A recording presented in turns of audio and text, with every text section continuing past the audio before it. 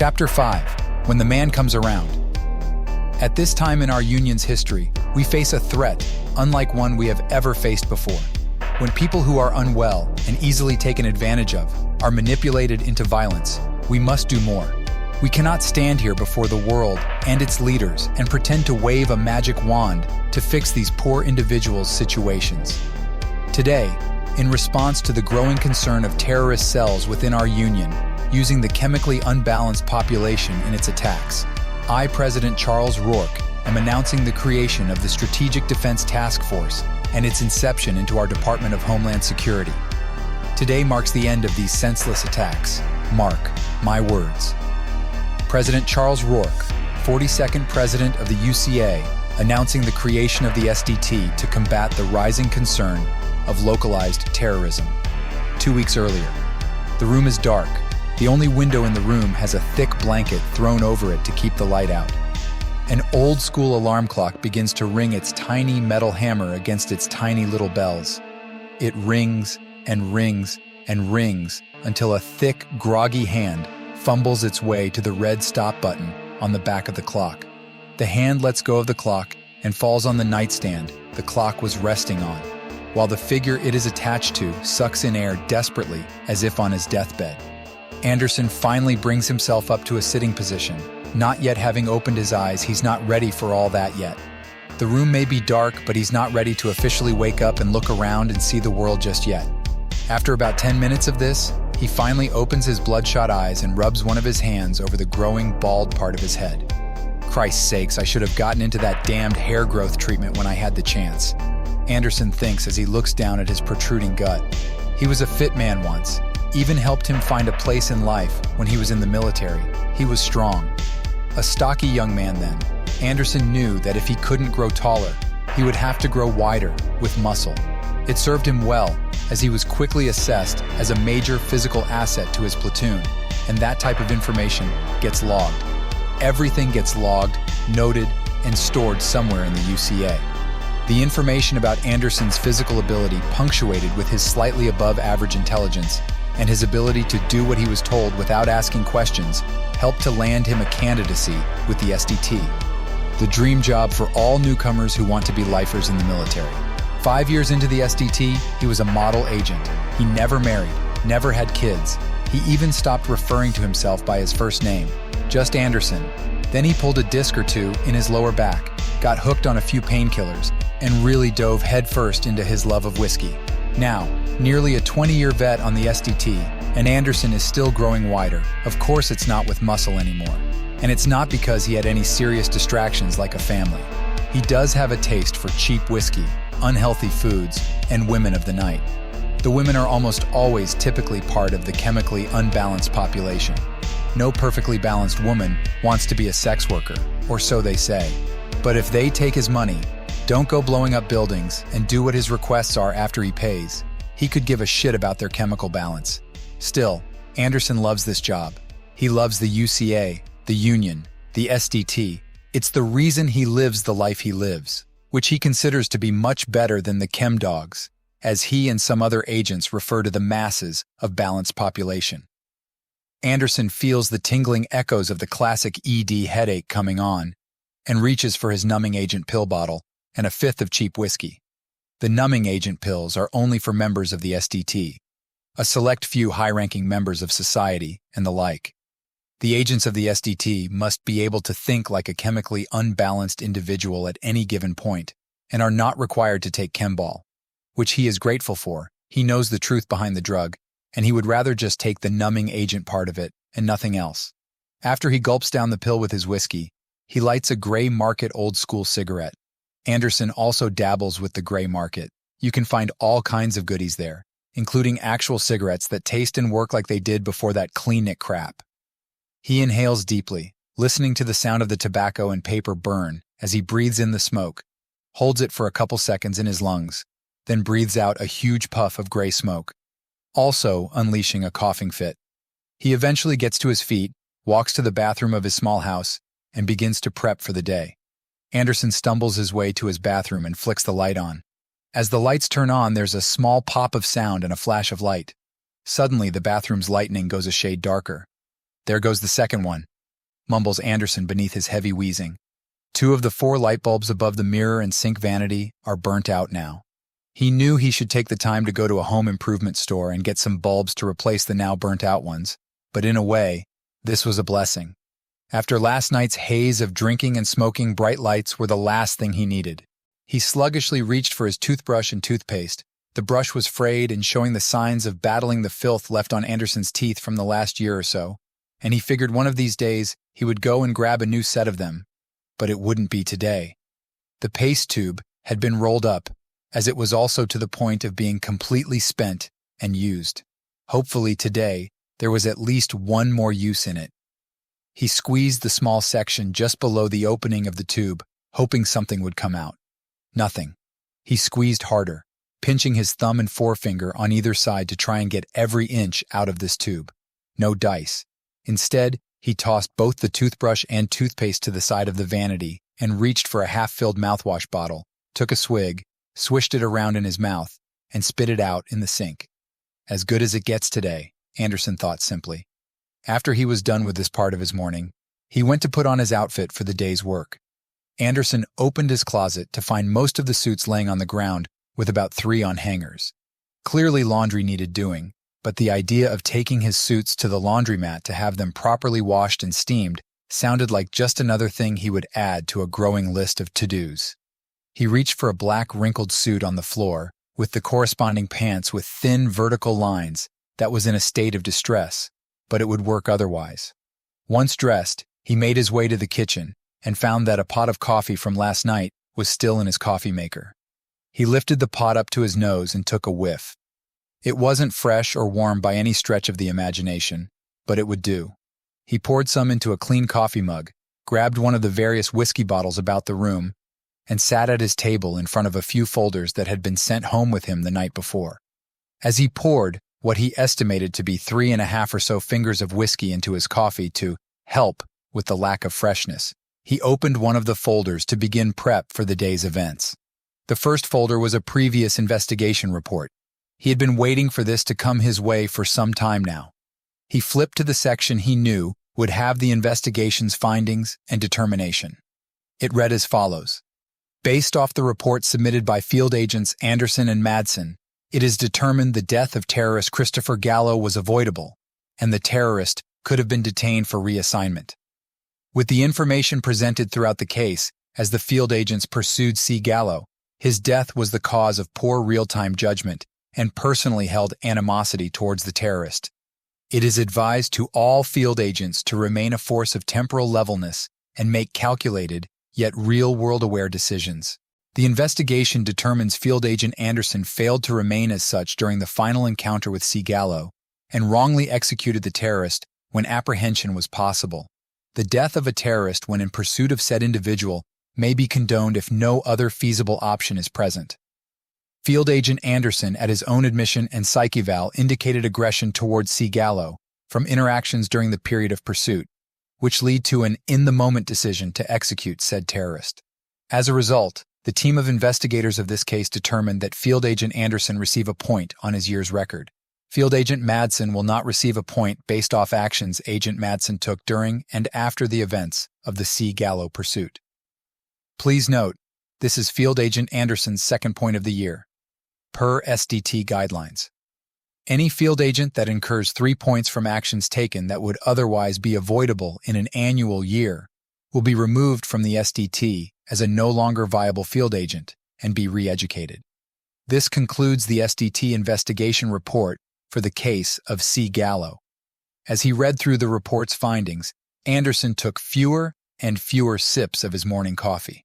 My second point, he thought in horror. He knew this would be the outcome.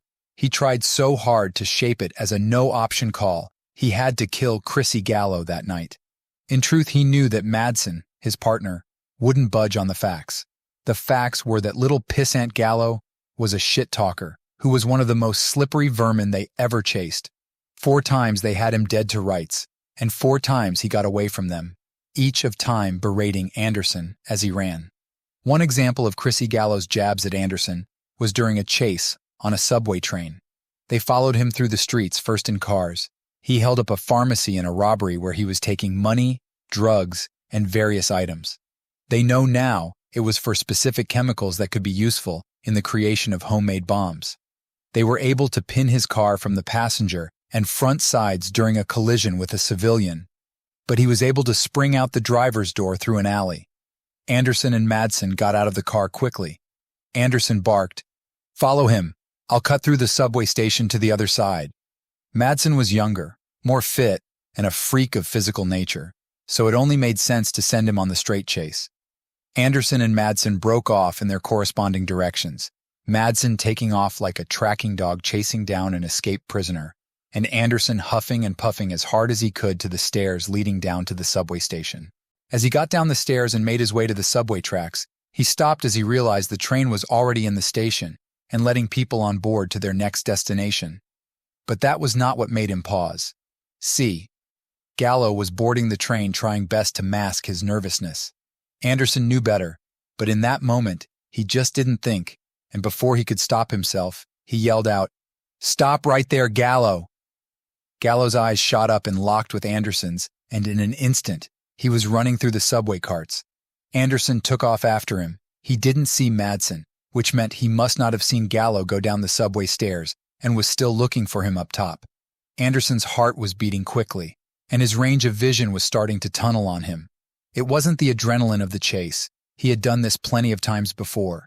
It was the sheer exhaustion of the chase on his body. As he crossed through the sections trying to catch up to Gallo, he pulled out his tranq pistol. Hoping that he could just get the dart into Gallo before this chase went on much longer, he knew he wouldn't be able to keep up. Even though he realized the train only had a set number of carts for Gallo to run through, he didn't want to play this running game and would rather end it as soon as he could. As he was running through a cart, he pulled the pistol up to aim. Gallo looked back and made a shocking decision. He tossed one of the bags he was holding onto the ground. The floor was covered in all kinds of items and medication bottles. Before Anderson had time to react, he was already running through the mess. Even though he attempted to avoid the debris, he wasn't fast enough. His right foot landed awkwardly on one larger bottle. Under his body's extra 50 pounds, he felt a crunch on his ankle. He let out a yelp and came crashing down. His tranq pistol went flying out of his hand and sliding down the center aisle. As he gasped from the splintering pain in his ankle, he was certain it was at the very least sprung. He saw Gallo had stopped running and was making a grab for the pistol. He tried to get moving before the kid, but Gallo was too fast. He was younger, fitter, and wasn't crawling on the ground. He grabbed the pistol, aimed it down at Anderson, and pulled the trigger with a big, triumphant, smug smile on his face. The air wheezed quickly as the dart left the pistol and sank into Anderson's right forearm. He looked down in horrified shock, and then backed up at the smugly smiling Gallo. "Ha ha ha, you toad-looking fuck. Let your mom know Chrissy says hi." "Chrissy," Gallo said to Anderson as he felt the tranq agent take root in his body. The kid then calmly walked off the train back on the platform and made his way out. Anderson's face burned red with anger remembering this event. This was just the first time the slimy little bastard got away, and each time he spoke in that disrespectful manner. Madsen was better at shrugging it off, but Anderson was never much for taking crap. When he was young and fit like Madsen, he could inflict real fear and pain on those who tried to talk to him like that. So when it came to the 5th time with Gallo, he wasn't going to let him slip away, no matter the cost. That 5th time came in the event of a factory bombing. Gallo, along with an underground organization who doesn't give itself a name, orchestrated a bomb attack on a chem farm production plant, one of the 2 largest in the Union. Anderson and Madsen found out it would be a bombing event. They also worked out it would be against Chem Farm. They weren't sure where or when. By the time they picked up movement by Gallo, they arrived at the site 30 minutes behind him. Anderson had been through enough bombing events that he knew they would have to be very quick and very effective here. Gallo most likely planted several throughout the factory, all set to go off at the same time to give him space to get out before they went off. Anderson also knew Madsen had spent some time on the bomb squad in his military service. They sent Madsen to find one of the devices and change the time setting. This would set one off before the others, and in turn, activate the others when it blew, hopefully with Gallo inside. Madsen did not approve of the move. "Besides the fact that I could die in the explosion myself," Madsen said in his deep monotone voice, We would be blowing up a chem farm building and possibly killing bystanders. We aren't paid to do that, Anderson. Anderson gritted his teeth, looked at Madsen and said, "We are paid to stop guys like this. He is already in there setting this thing up, and some are most likely well hidden and ticking away. Even if we can get him and stop his actions, there's no way of knowing where the bombs are and when they will pop. This is the only way we stop him." Madsen looked nervously at the big building and got out of the car quickly. He began moving towards the door. Anderson's plan worked. He wasn't sure how Madsen got out in time, but he learned in their reports that Madsen used a side emergency exit. The building blew with Gallo close enough to an exit that he survived, although badly injured. Anderson watched from the car as the badly injured Gallo stumbled from the ash and fire. He watched him eventually fall in the parking lot and stare up. He took his chance. Without Madsen around, no one could advise custody action to be taken. He drove up near where Gallo lay, got out of the car, limping on his right ankle, pulling a pistol from his holster under his suit jacket. When he got up close on Gallo, he wanted to say something, but thought it might be better just to smugly smile and pull the trigger the same way Chrissy had done to him. When he got up to Gallo laying on the ground with his smile ready, he realized the kid was too badly injured to recognize he was there. This upset him some. He wanted Gallo to know it was him that foiled his plan. But he settled for a bullet between the kid's eyes instead. He sat there at his table, blankly staring at the report, not invested any longer in the summary. Second mark on my year review, is all Anderson thought. Once you reached a third mark in a year, the SDT would make a determination, and the agent in question would be relieved of their post and considered a risk to the union of the UCA. They in turn get re-educated and released into the public with an easy-to-do job and a fresh new prescription of Chembal. All the perks of this job forever cut off, and said agent would be so mind-numbed to everything after the re-education, they wouldn't mind or care any longer. That couldn't happen to Anderson. He was a committed force in the SDT, spent so much of his life without having to feel the blank emptiness of Chembal, and truly enjoyed all the little freedoms that came with being an agent. He also knew that the longer you had been in the task force before something like that happened, the more likely the chance that re-education wouldn't be enough. Some of the rumors that circulated around the agents, guys who had been lifers, suddenly had 3 marks, went to be re-educated, and then during the process would be deemed as uneducatable. Once that prognosis was made, they would be sent to be reassigned. Death was preferable to that. Anderson has seen what reassignment really is, and death sounds better. He looked down at his phone, saw the time, and grabbed the folders on his desk, threw them into an old cheap briefcase of his, grabbed his coffee and keys, and made his way to the front door. As he stepped out into the world, he smelt the fresh-cut grass of his yard and the neighborhood. He lived in a block of upper middle-class people who truly encapsulated the idea of modern proper society. The good people of this block all hired the same grass-cutting company to come through and mow all their yards the same week. This ensured that everyone had the same level of grass, and no one would have to be concerned with the awkward conversation about the length of your grass that happens in most neighborhoods. Every house was also very well kept. All siding was power washed annually by the same company, and nobody made major changes to any part of the outside of their houses without first consulting the neighborhood association. The reason for that is so everything stayed nearly identical, both for appearance's sakes and the resale value of the entire area. A modern model of the good people of the UCA. God bless them, thought Anderson, in a mocking fashion but also believing in it too. He would rather live in this place than most others. And the block was always full of aimless content-smiling faces. He lit a gray market cigarette and walked to his car. It was a black government sedan. All agents in the SDT got one, and every year the Fed made sure to update the model and roll them out to the agents. The best equipment for the best. As he put the car auto drive through the late morning traffic, he listened to the morning news about the events of the day. China and the UCA had officially extended the clean energy contract for another 20 years, and that meant that the UCA would help continue to build power plants in China, in areas where technology was scarce. He chuckled to himself as the news broke. That's just the puff piece part of the big picture, he thought to himself.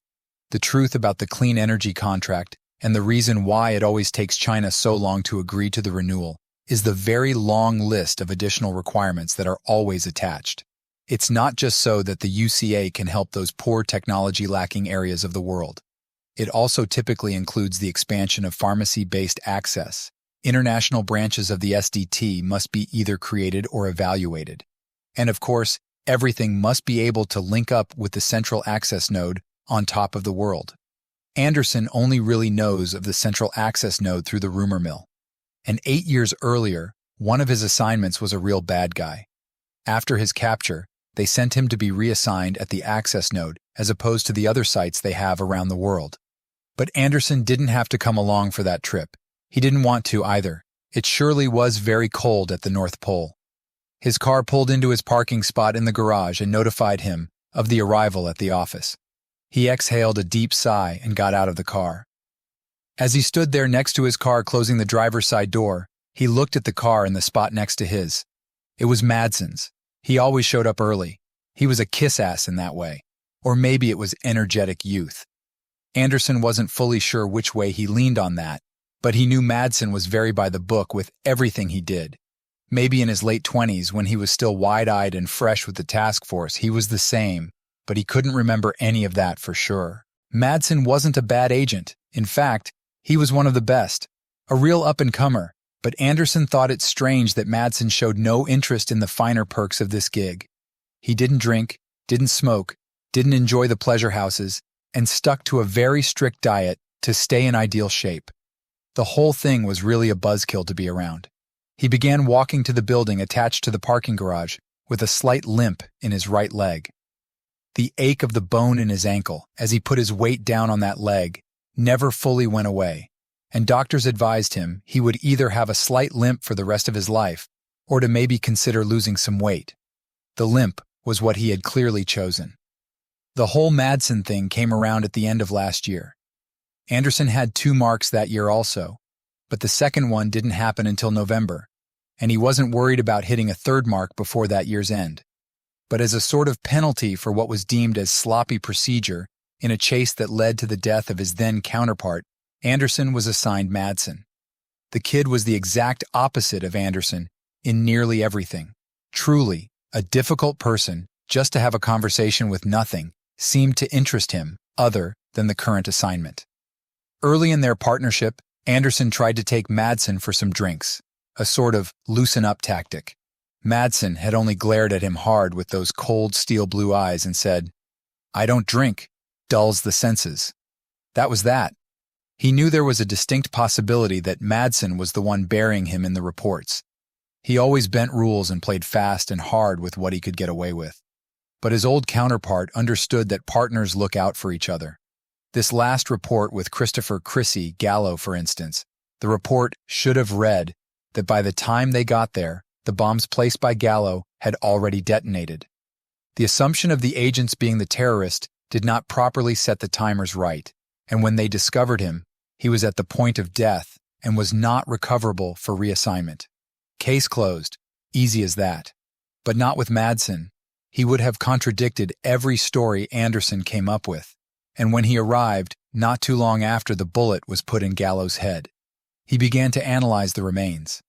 Later, with the help of medical professionals, Madsen would determine the terrorist could have been taken alive if he had not been fatally shot. Anderson reached the entry door and pressed his badge up to the sensor that immediately blinked green. The door unlocked, and he walked in. It was shit like that with Madsen that got Anderson in this situation. He never had 2 marks so early in a year. With 4 months still to go in the calendar year before agent reviews, Anderson knew the likelihood of another case coming his way was very high. He walked past the main-level help desk to the elevator and pressed his badge again to the sensor. It registered for a moment.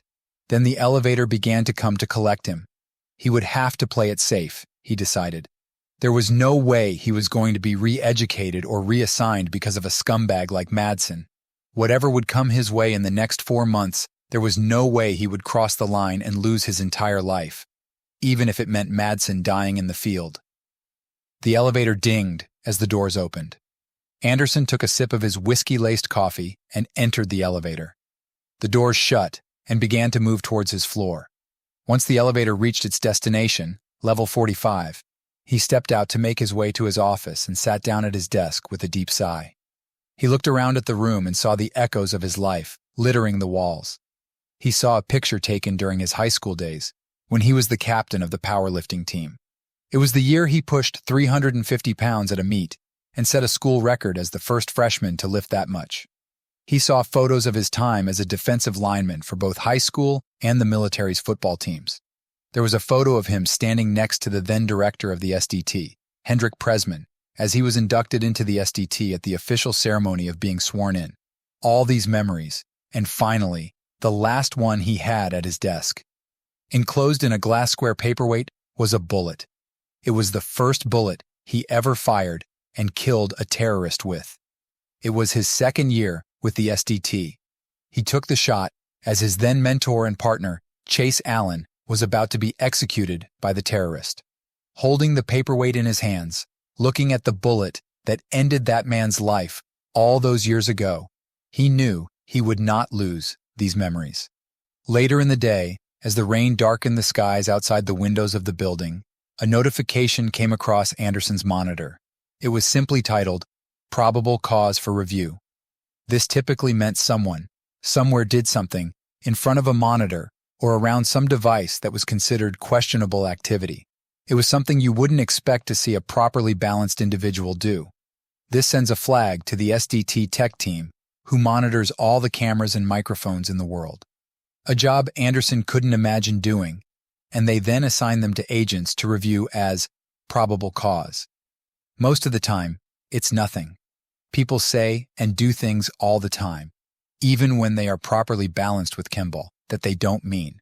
It often just leads to busy desk work. You do your due diligence of research on the person in question, send a report of no major discovery, and go about your day. The big cases typically come after the first move is made. All the same, Anderson opened the notification. It read as follows. Probable cause for review.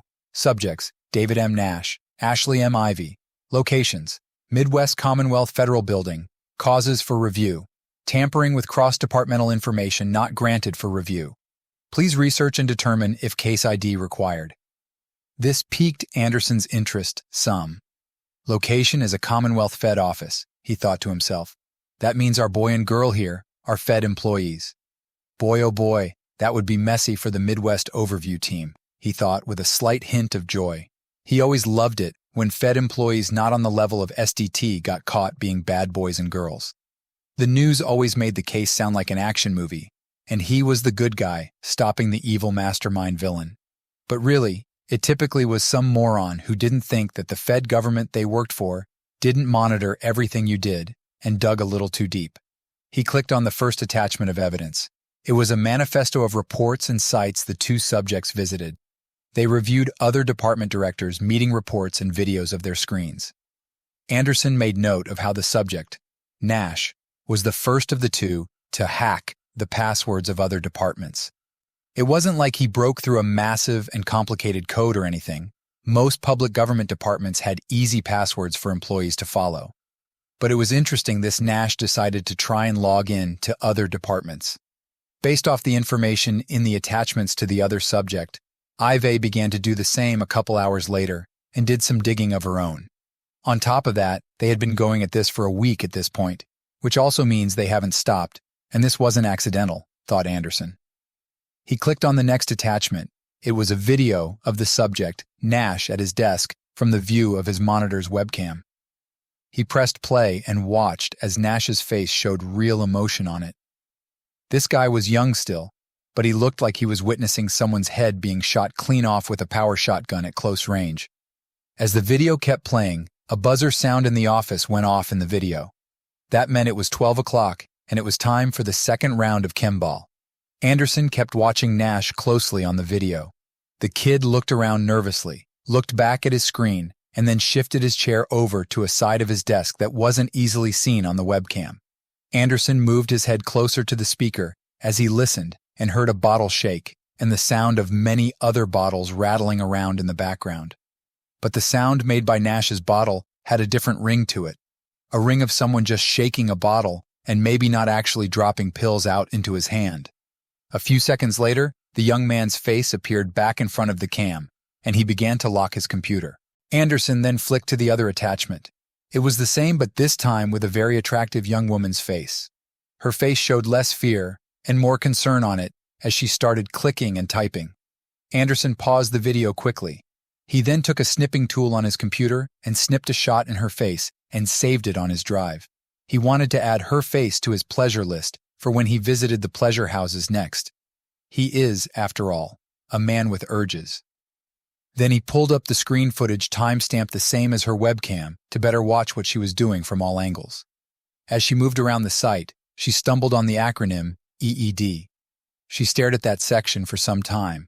Then she started to research EED both on Fed sites and general information sites. Holy shit, thought Anderson. These two kids look to have made quite a mess of themselves. He reviewed the other 4 attachments for another 3 hours. It was clear to Anderson these two subjects, Nash and Ivy, had either stopped taking Chembal or had lowered the amount they were supposed to be taking to the point where they were now asking questions. They appeared to quickly be finding answers they weren't supposed to have. He followed up the review of the attachments by looking into each of the subjects' personal lives. He started with the girl, for obvious reasons. He found a few social media accounts on a few sites she was on. The last major updates on her account were from the previous Monday, the first day these two began peeking behind the curtain. He found a few of her dating accounts too, and her professional account that showed her background. She was highly intelligent and in amazing shape. She enjoys working out and working. Every photo of her seemed to be taken in the last year, meaning if she had any young and more free photos of herself for these sites, she removed them to show herself as a young, well-kept woman. She was highly successful in the private sector. Nothing was private. But she wouldn't know that. She had been very successful marketing for Synth Eats for a couple years after college. She was granted the option to avoid military service due to her natural talents in marketing and made a pretty penny in the process.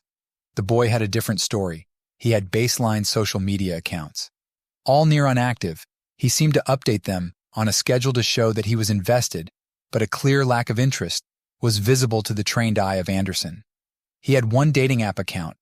It hadn't been used in nearly 5 weeks, and the most updated photo was from 2 years ago.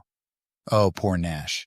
You are as obvious as a bullseye, Anderson thought to himself. The kid looked to have a typical life, went to school, he was smart, but either didn't try hard enough or was too dumb to be smart. Played football, but again, either didn't try hard enough or was not talented enough. The data was inconclusive on those fronts. He was sent to mandatory military service after high school, and he did his service with the same averageness. He then attended college on a speed track for federal employment and got out with a degree in 2 years. Ever since then, having worked in the same position for the same department. Well, thought Anderson, seems we have a possible case here, an easy one at that. This Ivy seemed to be meek and very much more interested in the boy than the things they were looking at, while Nash had spent his entire life being a solid nobody who knew was playing with forces well beyond his understanding and ability. Anderson forwarded the review to Madsen with the tagline, "New possible case, review and prepare for meeting." He then forwarded his notes and conclusion of the probable cause for review over to the monitoring team and his superiors. Later that day, he sat in a meeting room next to Madsen opposite of head agent Dick Laney. Laney was a man in his early 50s and was every inch of serious like Madsen. He was thin, stood maybe a flat 6-foot, clean-shaven face, and his gray hair was slicked back neatly. His gray eyes read through both Anderson and Madsen's reviews of the probable cause, silently. Suddenly, his eyes snapped up at both. "Whose review was this?" he asked in a deep, commanding voice. "That would be mine, sir." Anderson said his voice was more nasal and guttural in comparison to the head agent's. Laney crinkled his face in a way to show he was impressed. "Good work, Agent Anderson. I think you really got something here." Anderson felt some pride swell inside, thinking how he still had it when it counted. "Do we know the Chembal situation with these two by chance?" asked Laney. "I believe Subject Nash is off the medication completely, sir," said Madsen. Anderson didn't think to check that part too deeply and knew Madsen would take that lead. "While I believe Subject, Ivy is either taking lighter doses or even off the medication as well." I would request we do a 2-week surveillance of the two before we move in. Madsen followed up with, yes, I like that. This is officially a case. You two agents will head out tomorrow. Spend 2 weeks observing the two subjects. Best case, all we have to do here is re-educate. Let's try to avoid letting this be a terrorist chase. I'm still dealing with the blowback from the last 5 cases the SDT has let get that far, Laney said with a straight matter-of-factness in his voice. No need to concern yourself, sir, Anderson said with a wolfish smile.